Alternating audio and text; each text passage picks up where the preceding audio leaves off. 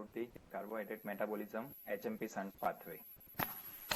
I am Dr. Nikunj Patel in Department of Biochemistry, Government Medical College, Surat. Pathway are discussed under the heading of Introduction, Significance of Pathway, Reaction of Pathway, Energetic, Regulation and Disorder. First of all, introduction of the HMP shunt pathway.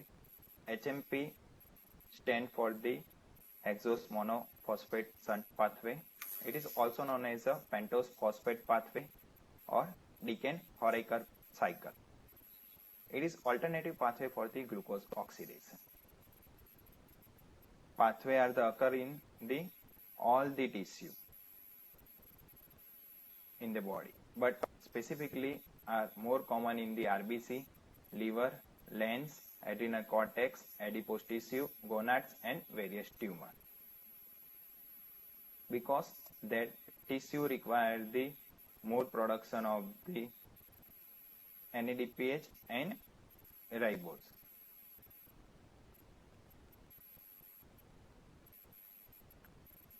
In the cell, the cycle are specifically occur in the cytoplasm. All enzymes required for the HMP shunt pathway are located in cytoplasm. Why it is known as a shunt pathway? Because that substrate and product of the HMP shunt pathway are the intermediate of glycolysis. So it is just the shunt of the glycolysis. In the normal glycolysis, glucose converted into the glucose 6-phosphate, fructose 6-phosphate and finally pyruvate by various reactions.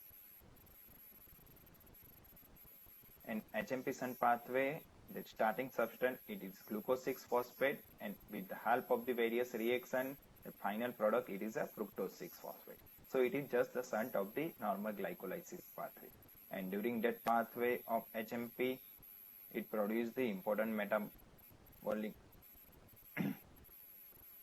intermediate are NADPH and ribose 5-phosphate. So that is the basic significance or use of the HMP shunt pathway in our body. Synthesis of NADPH and pentose sugar, mainly ribose. What is the role of the NADPH? NADPH it is mainly required for the synthesis of fatty acid, elongation of the fatty acid, synthesis of cholesterol and various steroid hormones. It is also required for the keeping the glutathione in the reduced state. So it prevents the oxidative stress. It is also required for the detoxification of the various xenobiotics by cytochrome P450. And finally, it is required for the oxygen burst mechanism, in which neutrophils are kill the various pathogen by synthesizing the ROS using the NADPH. Second one, it is a pentose sugar. They are also synthesized in HMP shunt pathway. It is ribose sugar, and ribose and deoxyribose it is clearly utilized for the nucleic acid and nucleotide.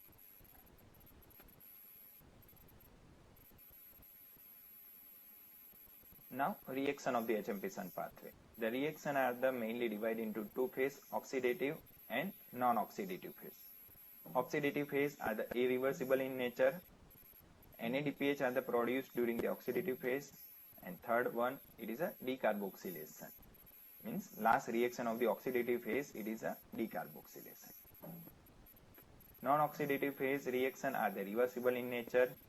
Ribose sugar are produced during the non-oxidative phase and it can occur without the oxidative phase. Remember, it is reversible in nature. Reaction in the oxidative phase. First of all, when glucose it is converted into the glucose 6-phosphate, the glucose 6-phosphate are converted into 6-phosphogluconolactone and finally to the 6-phosphogluconate. 6-phosphogluconolactone it is an intermediate of this pathway.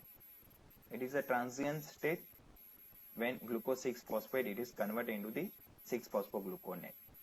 Enzyme required for that step it is a G6PD.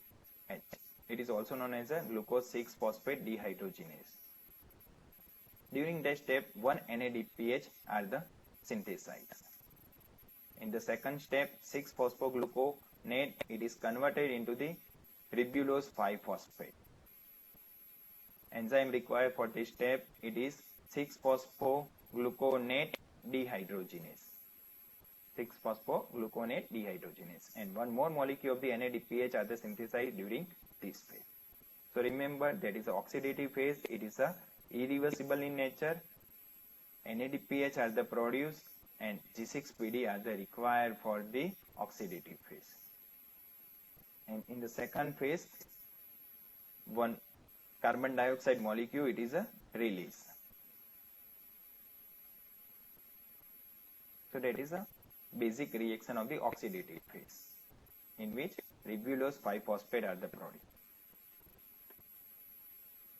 For easy to understanding the non-oxidative phase, we are just taking the 3 glucose, they are enter into the oxidative phase of HMP-Shunt pathway.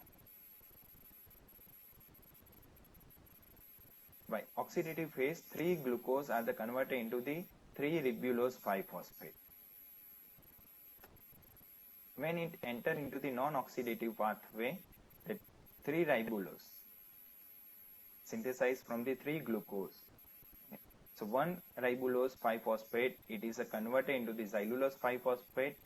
1 ribulose 5-phosphate it is converted into the ribose 5-phosphate, and third one it is again converted into the xylulose 5-phosphate. Remember, ribulose and xylulose are the epimer of each other. So enzyme required it is epimerase, and ribulose and ribose are the aldoketose isomerase of each other. So enzyme required for that it is a ketoisomerase. So now in the non-oxidative phase, what happened? Xylulose 5-phosphate are the produced along with the ribose 5-phosphate. That is a sugar of the nucleotide. In the second reaction of the non-oxidative phase, 1 xylulose 5-phosphate and 1 ribose 5-phosphate, both are the 5-carbon sugar. They are the combining in the presence of the transketolase enzyme produce the 1 3-carbon and 1 7-carbon sugar.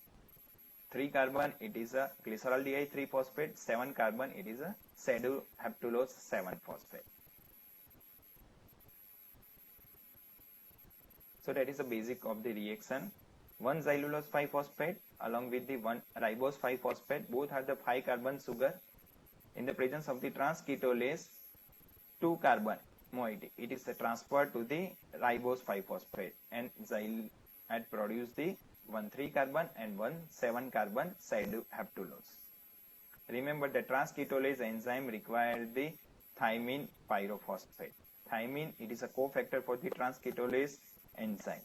So in the deficiency of the thymine, transketolase activity are decreased. In the RBC, transketolase activity can be used for the estimation of the thymine level in the body.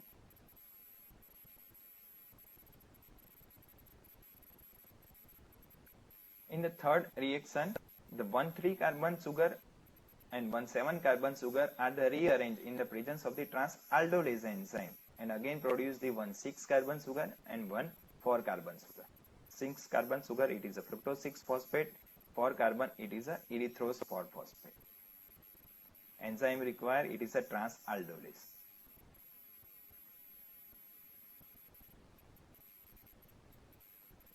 Enzyme required it is a transaldolase, and transaldolase does not require the cofactor thymine pyrophosphate. Remember, it is only required for the transketolase activity. So 1 7-carbon along with the 1 3-carbon rearrange into the 1 4-carbon and 1 6-carbon sugar.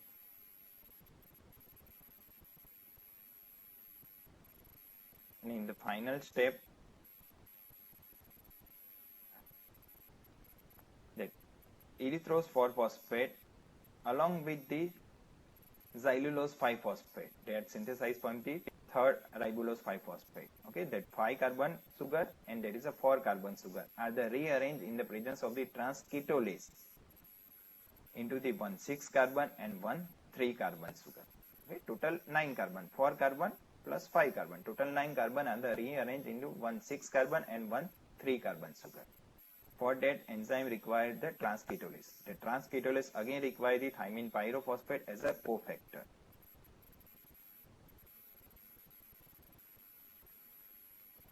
So that is the last reaction. Okay, erythrose 4-phosphate and xylulose 5-phosphate rearranged into the 1 3 carbon glycerol 3-phosphate and 1 6 carbon fructose 6-phosphate in the presence of transketolase with thymine pyrophosphate.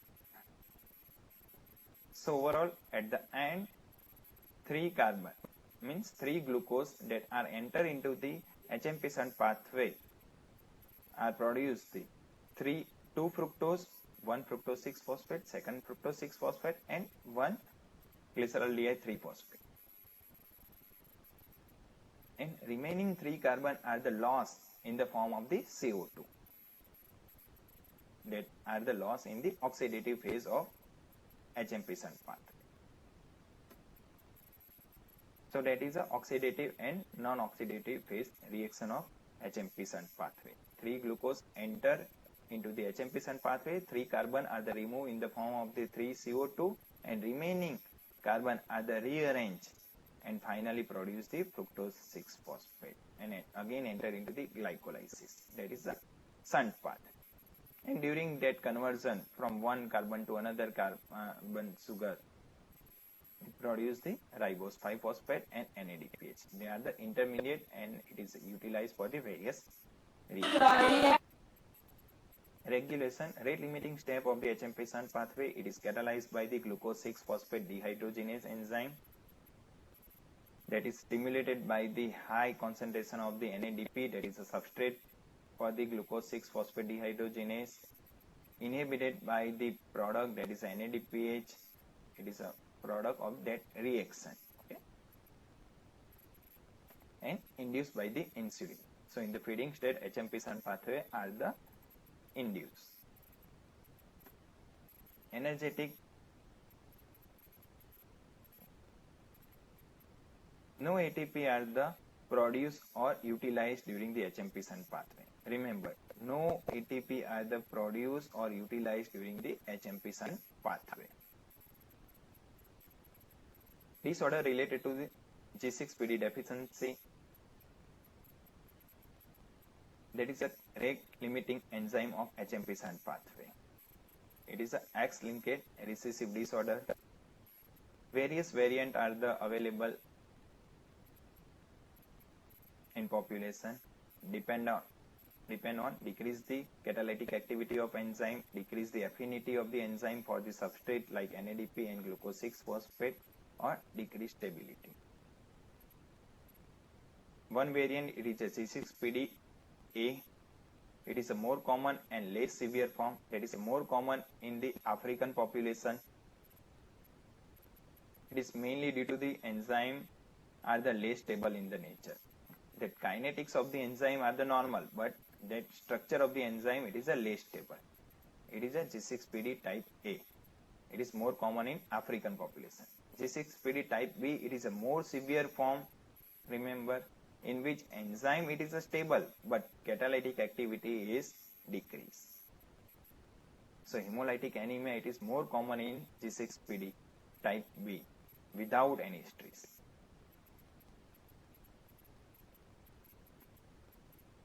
Clinical features, hemolytic anemia, and that ultimately lead to the jaundice. Precipitating factor are infection, in which free radicals are the produced that ultimately leads to the hemolysis. Drug, various drugs like primaquine and sulfa drug that may lead to the precipitation of the hemolysis. Taking the fava beans, that also leads to the hemolysis. It is known as a favism. Remember that G6PD deficiency is not danger for all the time. It may be helpful in some of population like population of the South Africa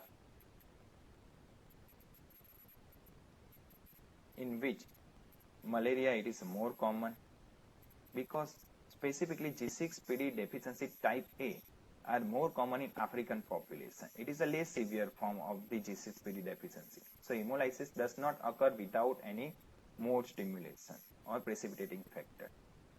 But RBC are the slightly less stable. In which what happened? Malaria are the more endemic in that African population. Due to G6PD deficiency, that RBC does not survive for more time. So parasite cycle, okay, that falciparum parasite cycle in that unstable RBC does not complete it, and that is leads to the protection from the falciparum malaria. So parasite does not grow. Before they grow, RBC are the hemolyzed and that cycle are the stop. So G6PD deficiency can help in some population like African population, in which G6PD deficiency type A it is more common. Why hemolysis are the more common during the G6PD deficiency? We all are know that basic role of the RBC it is transfer the gases from lung to peripheral tissue, most commonly oxygen. So it is a site for the oxygen radical generation. And common oxygen radical generation in the RBC, it is a hydrogen peroxide.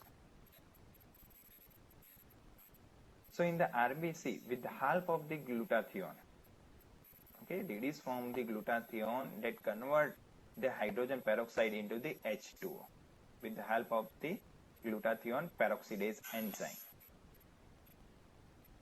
The oxidized form of the glutathione now again reconverted into the reduced form of glutathione with the help of the NADPH. So NADPH donate their hydrogen to the oxidized glutathione and convert it into the reduced form. That is reutilized for the antioxidant against the hydrogen peroxide. For continuation of the cycle, we require the reduced form of the NADPH. So reduced form of the NADPH, it is synthesized from NADP by HMP shunt pathway. So that is a basis for the NADPH. How NADPH it maintain the reduced form of the glutathione. When G6PD deficiency are the occur, what happen?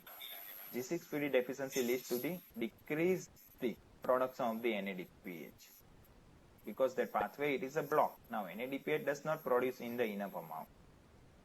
That leads to the decrease the reduced form of the glutathione, and that ultimately leads to the increase the amount of the hydrogen peroxide in the cell.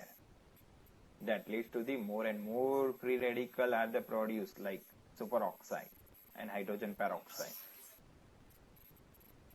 right, in the RBC. That leads to the hemolysis. So that is a basic mechanism or reaction by which G6PD deficiency leads to the hemolysis.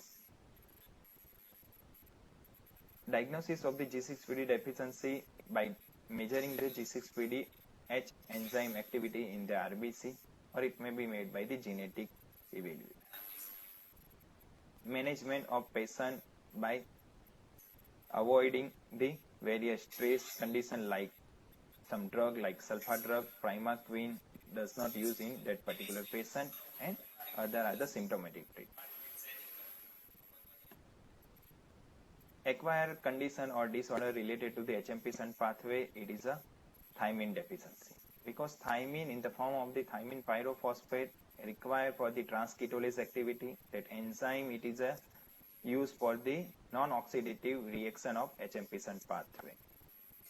So whenever thymine deficiency occurs, transketolase does not work properly, and that non-oxidative reaction are the stop. Treatment it is giving the thymine in the form of the diet or the drug to the patient.